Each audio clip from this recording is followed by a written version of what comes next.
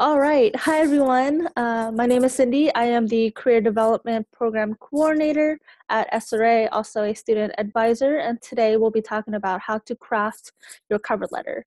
Unlike your resume, which really explains your education, your skills, your experience, and bullet points, this is a time for you to really showcase why you would be the best fit for this company that you're applying for.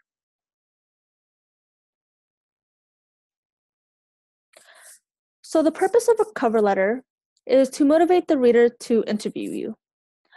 You want to convince them that you want to be a part of this company and that you will benefit them. Demonstrate your knowledge of the company by doing your research. Why do you want to work for this company? Why would you be a great fit for this company? Show your enthusiasm in their mission statement or their product or the work that they do. And you can do that by doing your research. You can look at their LinkedIn, you can look at their website, you can also look at current events or news on their blogs to kind of see what this organization or company is doing within their industry. You also want to highlight relevant skills. And one thing that I suggest when drafting your cover letter is to have the job description available to view so that you can match the required qualifications and match it up with the skills and experiences that you have. And overall, you want to answer the question, why should we hire you? So just a quick look at the format. This is a general format of what a cover letter should look like. You should have your name, address, and your contact information, your phone number or email. You should have the date, and then you should have the contact information of the organization or company that you're applying to. If there's a specific person that you're writing this cover letter to, include their name. If not, you can just leave as is with just the organization information.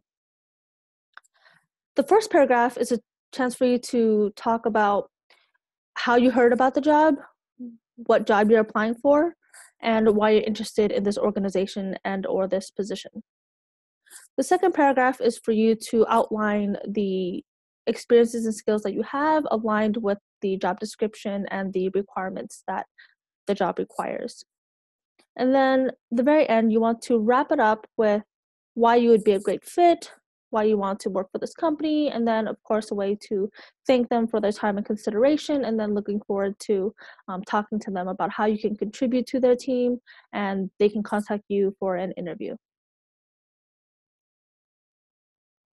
I recommend using the cover letter builder tool on the SRA Hub. It outlines probing questions for each paragraph to really help you dive into the different aspects of a cover letter and will be helpful when drafting your cover letter.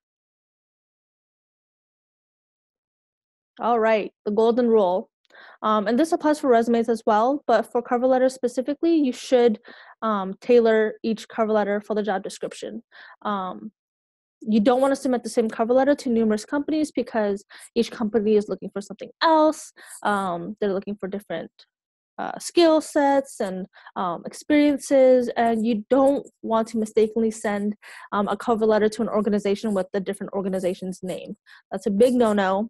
That shows that you weren't paying enough attention. This company isn't worthwhile for you to put effort into creating a different cover letter for. So be mindful. There's definitely something that I say to a lot of my students, don't reinvent the wheel. So you can definitely use aspects of cover letters. If the skills are the same, you could take a sentence out of a previous cover letter or experience that you've aligned already and add it to the new cover letter. But always make sure that you create a new document for cover letters to avoid any mistakes in adding information that's irrelevant to the job that you're applying for. All right, so greetings. Of course, you can start Dear Mr. Miss with the person that you're writing to.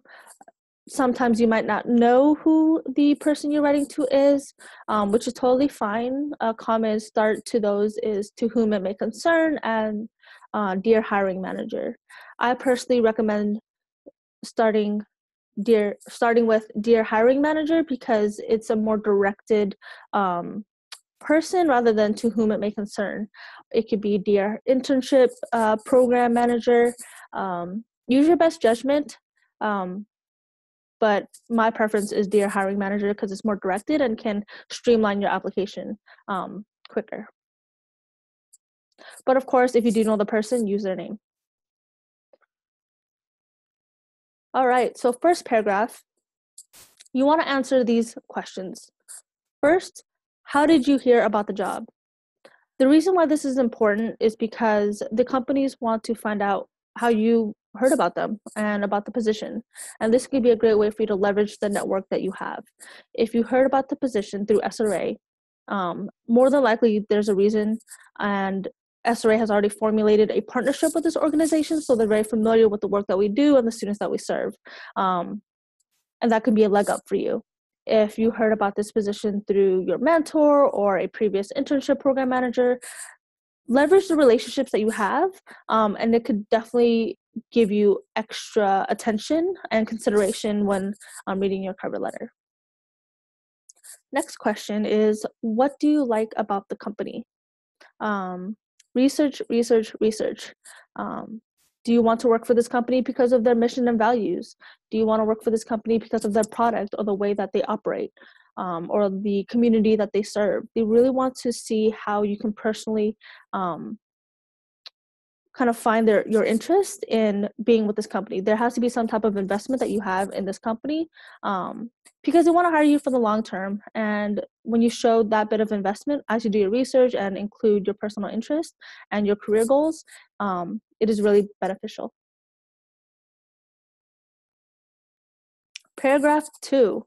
So you really want to write about the skills and experiences that aren't already on your resume. And what this means is providing explicit, specific details and examples and situations that relate to the qualifications of the job. For example, if the job requires excellent verbal and communication skills, you want to talk about an experience where perhaps you've managed a team and you had to set deadlines and you set weekly meetings to communicate with your team about their progress, their management skills, and how the result will come through at the end of the project. That is still a very vague description, but you want to get to the nitty-gritty. The reason why is because you can state that you have great communication skills, and I can believe you, but when you provide explicit examples, then I can truly understand where and how you have acquired those communication skills. Remember to use experiences and examples related to the qualifications of the job experience. If this job doesn't require you to have communication skills, there's really no need to talk about them. And then explain how that will benefit the company and the team.